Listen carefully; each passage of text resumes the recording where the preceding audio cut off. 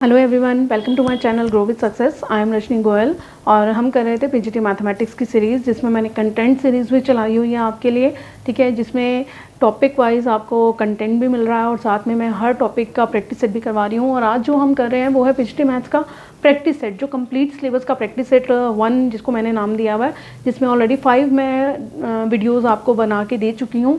ठीक है, उसी में आज प्रैक्टिस सेट 6 हम कर रहे हैं।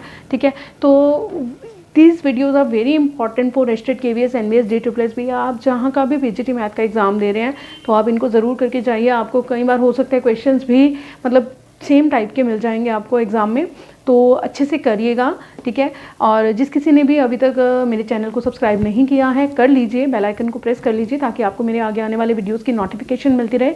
क्योंकि अपने नेक्स्ट वीडियोस में मैं प्रीवियस ईयर पेपर्स भी ज़रूर लेके आऊँगी। STET के हो गए, KVS के हो गए, जो भी होगा। ठीक है, कंटेंट भी साथ साथ चलता रहेगा, प्रैक्टिस सेट्स ज़्यादा से ज़्यादा आपको मिलेंगे। ठीक है, तो स्टार्ट करते हैं आज का प्रैक्टिस सेट 6। ये प्रैक्टिस सेट कंप्लीट सिलेबस वाला, जिसको मैंने 1 नाम दिया था, उसके लेक्चर 5 आ चुके हैं ना आपके पास, 1 से लेके 5 तक। बस उसी को मैं आगे प्रैक्टिस सेट 6, 7 इसी तरह से कंटिन्यू कर रही हूँ। उसी में आपको बहुत ज़्यादा मैं प्रैक्टिस सेट्स बहुत करवा दूँगी। क्योंकि देखिए, हम कंटेंट पढ़ लेते हैं, कंटेंट बहुत वाइड है, उसको करवाने में मुझे बहुत टाइम लगेगा। ठीक है, बट मैं कोशिश कर रही हूँ धीरे धीरे आपको क्वालिटी कंटेंट भी आपको मिले। बट प्रैक्टिस सेट ज़रूर कीजिए, ये बहुत हेल्पफुल रहने वाले हैं आपके लिए। तो स्टार्ट करते हैं। आज के प्रैक्टिस सेट का फर्स्ट क्वेश्चन है, find x such that the vectors. ठीक है, सबसे पहले तो मैं हमेशा एक चीज़ कहती हूँ कि जब भी आप मेरे प्रैक्टिस सेट करते हैं ना, तो सबसे पहले तो क्वेश्चन देखते ही समझ जाए कीजिए कि क्वेश्चन है किस चैप्टर से और करना क्या है। ठीक है, फाइंड करना है हमें x such that the vectors. Question कहाँ का है? वेक्टर्स का है। वेक्टर्स के क्वेश्चन तो अलग ही नज़र आ जाते हैं एग्जाम में, क्योंकि वहाँ पे आपको आयटा कैप्स दिखेंगे, आयटा कैप, जे कैप, के कैप, तो वहाँ पे आपको वेक्टर्स तो इजीली समझ में आता है कि ये वेक्टर का क्वेश्चन है। हाँ, बट वेक्टर अपने आप में बहुत ब्रॉड है, तो वहाँ से चूज़ करना, पिक करना सीखिए कि क्वेश्चन है कौन से टॉपिक का, या करना क्या है, या कंडीशन क्या यूज़ होनी है। तो देखते हैं, find x such that the vectors this and this and this are coplanar. Vectors कैसे गिवन है आपके पास? कोप्लानर। ठीक है, कोप्लानर की कंडीशन क्या होती है? ठीक है, एक्स तो आप तभी निकालोगे ना जब आपको वेक्टर्स के कोप्लानर होने की कंडीशन पता हो। तो सबसे पहले कि 3 वेक्टर्स कोप्लानर कब होते हैं? अगर उनका if their scalar triple product क्या हो जाए? 0। ठीक है, स्केलर ट्रिपल प्रोडक्ट लेने के लिए हम क्या लेते हैं? डिटर्मिनेंट लेंगे, जितने भी वेक्टर्स हैं उन सभी के कोफिशिएंट्स का। कोफिशिएंट्स देखिए, इसका आयटा का कोफिशिएंट x, j का 1, k का -2, इसका कितना हो जाएगा? इस वाले वेक्टर का लीजिए। ठीक है, इसका 1 है, इसका भी 1 और इसका 3, 1 1 3। और यहाँ पे ये थर्ड वेक्टर गिवन है आपके पास 8 आयटा प्लस 5j, 8 5। अब k तो नहीं है, k नहीं है तो सीधा सीधा उसका कोफिशिएंट कितना है? 0। ठीक है, तो इज इक्वल टू क्या हो गया? 0। इसको 1 लिख लीजिए। ठीक है, अब आप इसको क्या कीजिए? सिंप्लीफाई। ठीक है, हम रो 1 के अगेंस्ट कर लें सिंप्लीफाई। ठीक है, रो 1 के अगेंस्ट में सिंप्लीफाई कर रही हूँ, एक्स लिया मैंने, तो अब ये वाला रो और कॉलम छोड़ दूँ। आई थिंक आपको डिटर्मिनेंट सॉल्व करने आते होंगे, नहीं आता तो मैं बता देती हूँ। ये देखिए, ये एक्स के अगेंस्ट, रो 1 के अगेंस्ट में इसको क्या कर रही हूँ? सिंप्लीफाई कर रही हूँ। ठीक है, एक्सपैंड कर रही हूँ बेसिकली। ठीक है, तो अब एक्स लिया है मैंने फर्स्ट एलिमेंट, तो जिस रो और कॉलम में उसको छोड़ दीजिए और बाकी को सॉल्व कर लीजिए। 1 × 0 0 -15। फिर इसको लीजिए अपोजिट साइन के साथ, फर्स्ट पॉजिटिव सेकंड नेगेटिव। अब इन दोनों को छोड़ दीजिए तो कितना आ जाएगा? 0 -24, फिर -2। यहाँ पे माइनस था तो माइनस ही आएगा, क्योंकि इसमें साइन चेंज नहीं होता। नेक्स्ट क्या रहने वाला था? पॉजिटिव। यहाँ पे इसको कर लीजिए 5 - 8 = 0। तो इसको सिंप्लीफाई कीजिए, कितना आ जाएगा? -15x -1 -24 +24। इधर कितना हो गया? -3 -2 कितना हो गया? +6। ठीक है, तो किसके इक्वल आ गया ये आपके पास? -15x, ये 24 + 6 कितना हो जाएगा? 30। 30 को ऑन द अदर साइड जब मैं ले जाऊंगी तो क्या हो जाएगा? -30। नेगेटिव से नेगेटिव क्या हो गया? कैंसिल। तो x की वैल्यू कितनी आ गई? 2। हमें निकालना क्या था? x से निकालना था ना, तो दैट मीन्स कि option C is the right answer. Next question है आपके पास, काफ़ी अच्छा क्वेश्चन है, ध्यान से देखिएगा। Tangent of 100 degree plus tangent of 125 degree plus tangent of 100 degree 125 degree is equal to this. कहते हैं इस पूरी की पूरी टर्म की वैल्यू क्या आएगी। देखिए, इस तरह के क्वेश्चन में जहाँ पे आपको सिर्फ 2 ही एंगल्स नज़र आ रहे हो ना कि एक तो 100 है, ये प्लस में क्या आ गया 125 और इन दोनों का प्रोडक्ट आ गया, ठीक है। तो सबसे पहले ना अपने माइंड में आप क्या कर लीजिए, उन दोनों का एडिशन कर लीजिए, कितना हो गया 225, ठीक है। आप कहेंगे ऐसा क्यों किया, अभी मैं जो आपको फॉर्मूला लगाने वाली हूँ ना उससे आपको और क्लियर हो जाएगा। ये क्वेश्चन किसका है देखते ही पता चल रहा है, ये तो ट्रिग्नोमेट्री का क्वेश्चन है, मैं नहीं भी बताऊंगी तो भी आपको पता है, ठीक है। टेंजेंट ऑफ 225 डिग्री, ठीक है। क्या टेंजेंट ऑफ 225 को मैं ऐसा लिख सकती हूँ 180 प्लस 45, बिल्कुल लिख सकते हैं। 225 को लिख दो 180 प्लस 45, ठीक है। टेंजेंट ऑफ 180 प्लस थीटा क्या होता है, अगेन आपको पता है टेंजेंट थीटा ही होता है, टेंजेंट 45 और किसके इक्वल आ गया 1 के इक्वल, ठीक है। अब आप कहेंगे 180 प्लस 45 टेंजेंट थीटा कैसे होता है, आप इनको है ना क्वाड्रेंट सिस्टम से सॉल्व किया कीजिए, ठीक है। ये होता है, इसमें सभी पॉजिटिव होते हैं, फर्स्ट क्वाड्रेंट में आपके, सेकंड में सिर्फ साइन और कोसेकेंट, थर्ड क्वाड्रेंट में क्या पॉजिटिव होता है टेंजेंट एंड कॉट, और फोर्थ में होता है कोस एंड सेकेंड, ठीक है। टेंजेंट ऑफ 180 प्लस 45 किस में आएगा थर्ड क्वाड्रेंट में, वहाँ पे टेंजेंट क्या रहता है पॉजिटिव, तो tangent of 45 is equal to 1, ठीक है। अब आपने एक चीज़ निकाल ली कि टेंजेंट ऑफ 225 डिग्री किसके इक्वल आ गया 1 के इक्वल आ गया। अब देखिए क्या, देखो ये तो मैंने काम किया 180 प्लस 45 इसकी वैल्यू निकालने के लिए, ठीक है, कि वो कितनी आ गई 1, बट अब आपको तो एंगल्स क्या चाहिए 100 और 125। अगर मैं 225 को 180 प्लस 45 लिख सकती हूँ तो मैं उसको क्या लिख सकती हूँ 100 प्लस 125 भी लिख सकती हूँ, ठीक है। अब आप इसमें फॉर्मूला लगाइए, tangent of A plus B का क्या होता है formula, tangent A plus tangent B 1 minus tangent A tangent B, यही होता है ना, ठीक है। इस फॉर्मूले को अप्लाई कीजिए, tangent of 100 plus tangent of 125 over में 1 minus tangent of 100 tangent of 125 is equal to 1, ठीक है। अब क्रॉस मल्टीप्लाई कर दूँ, इसको डिनोमिनेटर को ले जाऊँ, इस 1 से मल्टीप्लाई कर दूँ तो कितना हो जाएगा, tangent of 100 plus tangent of 125 is equal to, पूरे का पूरा वहाँ जा रहा है 1 minus tangent 100 plus sorry multiply है यहाँ पे ध्यान रखिएगा, टेंजेंट ऑफ 125, इस नेगेटिव वाली पूरी टर्म को लेके आ जाइए आप इस तरफ, तो क्या हो जाएगा tangent 100 plus tangent 125 plus tangent 100 tangent of 125 is equal to 1, ठीक है। अब आपको क्या करना था, इसकी वैल्यू निकालनी थी ना, टेंजेंट 100 प्लस टेंजेंट 125, ये सब डिग्रीज में ही है, एज इट इज़ लिख दिया, कोई फर्क नहीं पड़ता, ठीक है, is equal to 1। That means कि option D is the right answer. I hope आपको ये क्लियर हो गया होगा हमने इसको क्यों 225 लिया, ठीक है। इसकी एक बेसिक वैल्यू निकाल ली मैंने और उठा के सीधा tangent of A plus B का फॉर्मूला लगा दिया। अगर आप वहाँ पे इनके वैल्यू कैलकुलेट करके फिर इसमें पुट करने लगेंगे, हो वहाँ से भी जाएगा बट थोड़ा कॉम्प्लिकेटेड होगा, तो यूज़ कीजिए शॉर्टकट मैथड्स, ठीक है। नेक्स्ट क्वेश्चन है आपके पास, if cos A by A is equal to cos B by B cos C by C, then triangle A B C कैसी होगी, आइसोसेलेस होगी, राइट एंगल्ड होगी, इक्विलैटरल होगी, या उसका कोई कंक्लूजन ही नहीं आएगा, ठीक है। अब आपको ये बताना है ये क्वेश्चन कहाँ का है, प्रॉपर्टीज़ ऑफ ट्राइंगल या फिर ट्राइंगल मतलब कुछ भी कह लीजिए, ट्राइंगल टॉपिक से ये क्वेश्चन है, ठीक है। अब इसमें बेसिक चीज़ें मैं आपको बता देती हूँ, ए बी सी। देखिए मैं जितने भी प्रैक्टिस सेट लेके आती हूँ ना, मेरी ट्राई रहती है कि मैं आपको जितने भी क्वेश्चन यहाँ करवाती हूँ ना वो कंसेप्ट में आपको साथ साथ क्लियर कर देती हूँ, ठीक है।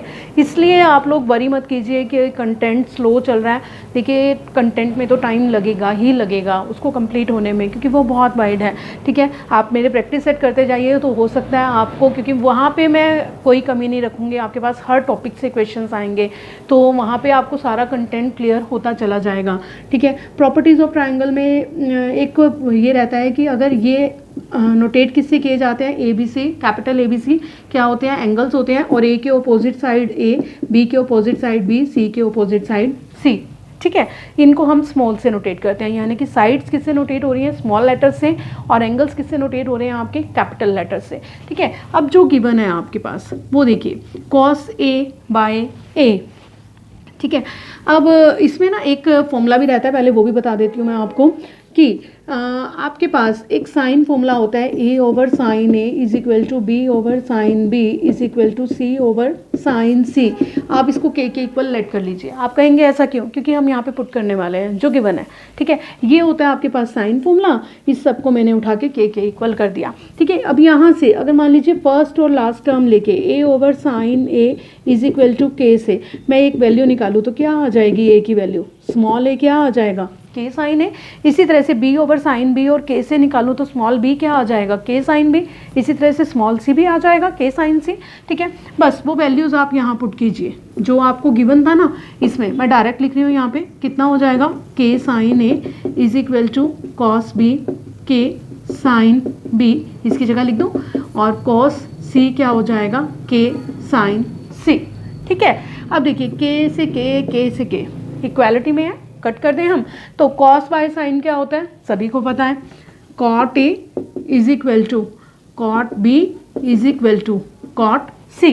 क्या कह रहा है वो? अब क्या आया आपके पास? वो कहता है कि तीन एंगल्स हैं और तीनों की कॉट वैल्यू क्या है? इक्वल है। ऐसा कब हो सकता है? ऐसे कोई एंगल्स हैं कि जिनकी वैल्यू इक्वल हो? ऐसा तभी पॉसिबल है एक ट्राइंगल में जब एंगल्स क्या हो? खुद ही इक्वल हो, यानी कि a किसके इक्वल हो? b के, और b किसके इक्वल हो? c के। और कोई भी ट्राइंगल जिसके तीनों एंगल्स क्या हो जाते हैं? इक्वल हो जाते हैं, वो क्या बनती है? इक्विलेटरल ट्राइंगल, ठीक है। ध्यान से पढ़ें, isosceles, right angled, equilateral, no conclusion, ठीक है। तो जिसके तीनों ही एंगल्स क्या हो जाते हैं? इक्वल हो जाते हैं, वो क्या बन जाती है? इक्विलेटरल। क्यों इक्विलेटरल? इक्विलेटरल की प्रॉपर्टी क्या होती है कि सारे के सारे क्या होंगे? 60 डिग्री। ए बी सी वैसे यहाँ तक बहुत है, बता देती हूँ। a प्लस बी प्लस सी कितना होता है? 180 होता है ना। अब a की जगह पे मैं b और c की जगह पे भी a पुट कर दूँ 180, तो ये कितना आ जाएगा? 3a इज इक्वल टू 180, तो a भी कितना आ जाएगा? 60, ठीक है। a भी 60 आ गया। अब b और c भी इसी के इक्वल थे, वो भी 60 हो गए। दैट मीन्स कि वो कैसी हो गई? आपकी इक्विलेटरल ट्राइंगल, ठीक है। नेक्स्ट क्वेश्चन है आपके पास, A is a matrix of order 3 and determinant of A is equal to 8, then determinant of adjoint A आपको बताना है। क्वेश्चन तो आपको देखते ही पता चल जाता है मैट्रिक्स का है, ठीक है। अब आपको ये बेसिक चीज़ ये होती है कि अब इसमें लगना कौन सा रूल है वो पता चलना चाहिए, ठीक है। जहाँ पर एडजॉइंट और डिटर्मिनेंट और मैट्रिक्स की बात की जाए, वहाँ पे एक बहुत ही सिंपल सा रूल है। हमें पता है कि A into adjoint of A को क्या हम ऐसा लिख सकते हैं? Determinant of A 0 0 0, determinant of A 0 0 0, determinant of A, ठीक है। ये बेसिक सी प्रॉपर्टी है कि सब जगह क्या आ जाता है उसका? डिटर्मिनेंट ऑफ ए। अगर नहीं पता तो ये याद कर लीजिए, ठीक है। A into adjoint of A. But अब आपसे पूछा क्या है और आपको गिवन क्या है? इनका डिटर्मिनेंट। ये प्रॉपर्टी होती है मैट्रिक्स के लिए, ठीक है। अब आप इसको डिटर्मिनेंट ले लीजिए ऑन बोथ साइड, तो ये हो जाएगा इज इक्वल टू, यहाँ पर भी डिटर्मिनेंट ही आ जाता है, ठीक है।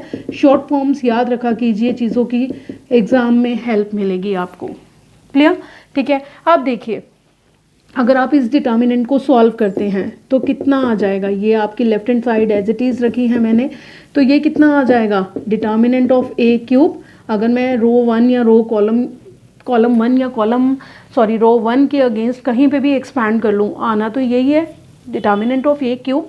यहाँ पे डिटर्मिनेंट ऑफ ए था, यहाँ पे डिटर्मिनेंट ऑफ ए क्यूब क्या हो जाएंगे? बेसिकली कट हो जाएंगे या डिवाइड कर ले, ठीक है, बैलेंस करने के लिए। तो डिटर्मिनेंट ऑफ ए स्क्वायर आ गया। अब वैल्यू किसकी? अब आपको निकालना क्या था? Determinant of adjoint A. Value given किसकी है? डिटर्मिनेंट ऑफ 8 की, ठीक है। तो कितना हो गया? 8 का स्क्वायर, दैट इज की 64। तो which option is the right answer? 64। अच्छा, यहाँ पे स्क्वायर्स में गिवन है तो then option B is the right answer, जहाँ पे 8 स्क्वायर ही लिखा हुआ है डायरेक्टली, ठीक है। अच्छा क्वेश्चन था, इस प्रॉपर्टी को ऐसे भी यूज़ करिए आप तो आपके लिए बेटर रहेगा। क्वेश्चन बहुत अच्छा था, ज़रूर करिएगा। नेक्स्ट क्वेश्चन है आपका, in the ellipse 9x² + 5y² is equal to 45, the distance between the foci. इस तरह के क्वेश्चन बहुत ज़्यादा पूछे जाते हैं। सिंपल इक्वेशन दे दी जाती है और आपसे डिस्टेंस पूछ लिया जाता है फोकी के बीच में, या मेजर एक्सिस माइनर एक्सिस की लेंथ पूछ ली जाती है, ठीक है। तो इसको आपको कैसे सॉल्व करना है, क्वेश्चन कहाँ का है, इलिप्स का है, देखते ही पता चल रहा है। इलिप्स की जनरल इक्वेशन क्या होती है, x square over a square plus y square over B square is equal to 1, ठीक है। कोई भी आप पढ़ते हैं ना, किसी भी चीज़ को पढ़ते हैं तो उसकी जनरल इक्वेशन ज़रूर याद रखिए, क्योंकि आप उनको कंपेयर करके ही वैल्यूज़ फाइंड आउट कर पाएंगे, ठीक है। तो ये आपकी इलिप्स की जनरल इक्वेशन है। अब आप अपनी जो ये इक्वेशन गिवन है ना, ये आपको बता तो दिया ही है कि इलिप्स है, आप इसको इसी फॉर्म में लेकर आइए, ठीक है। बेसिकली आपको करना क्या है, यहाँ पर हमेशा क्या बनाना होता है, 1, कोफिशिएंट्स भी क्या होने चाहिए, एक्स स्क्वायर और वाई स्क्वायर के 1। ये इलिप्स बनने की फर्स्ट कंडीशन है कि एक्स स्क्वायर और वाई स्क्वायर के कोफिशिएंट्स क्या बनाइए आप, 1 लिख लीजिए स्टैंडर्ड फॉर्म में लाने के लिए, और इक्वालिटी में भी क्या आ जाए 1। दैट मीन्स कि यहाँ पे अगर 45 है तो क्या कहता है कि मैं डिवाइड कर दूँ, यहाँ पे 1 बनाना है, तो थ्रू आउट द इक्वेशन को मैं 45 से डिवाइड कर दूँ, 45 से डिवाइड कर दिया मैंने, 5y square is equal to 45 is equal to 45 over 45।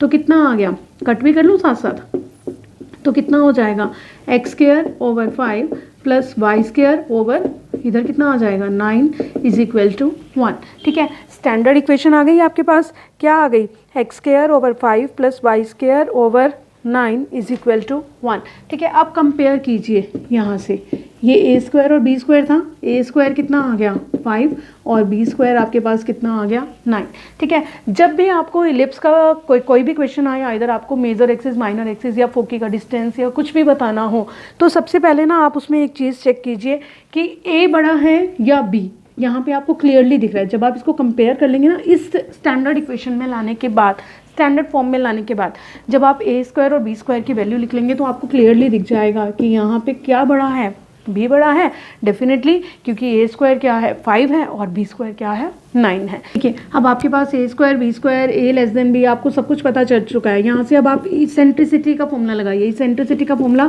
Square में होता है 1 minus A square over B square. 1 minus A square की वैल्यू है आपके पास 5 ओवर बी स्क्वायर की 9, एलसीएम ले लीजिए 9 माइनस 5 दैट इज 4/9। ध्यान रखिएगा ये क्या आया आपका ई स्क्वायर, ठीक है। जब आप ई लेंगे तो आप इसको कंसीडर कर लीजिए, तो कितनी आ जाएगी 2/3। अब आपको डिस्टेंस निकालना है, आपसे पूछा क्या गया है, डिस्टेंस पूछा है ना बिटवीन द फोकी, तो उसका फॉर्मूला क्या होता है 2BE। यहाँ से पता चलेगा कि कौन सा बड़ा है आपके पास 2BE। बी की वैल्यू कितनी ले लें 3, और ई की वैल्यू आपके पास कितनी है 2/3। दैट मीन्स कि कितना आ गया आपके पास डिस्टेंस 4 आ गया। सिंप्लीफाई कर लिया आपने, तो दैट मीन्स कि option D is the right answer. ये था आपके पास कंप्लीट सिलेबस का पीजीटी मैथ्स का प्रैक्टिस सेट 6, ठीक है। उसका लेक्चर 6 था आपके पास, तो आई होप कि बहुत जल्दी आपके लिए लेक्चर 7 भी आएगा, ठीक है। मैं जल्दी ही लेके आऊँगी, आएगा क्या, मैं लेके आऊँगी तभी तो आएगा ना, ठीक है। तो अगर आपको वीडियो पसंद आई है तो लाइक कीजिए, शेयर कीजिए अपने फ्रेंड्स के साथ, और सब्सक्राइब कर लीजिए मेरे चैनल को अगर अभी तक आपने नहीं किया है। बेल आइकन को ज़रूर प्रेस कीजिएगा ताकि आपको मेरे आगे आने वाले वीडियोज़ की नोटिफिकेशन मिलती रहे। Thank you and have a nice day.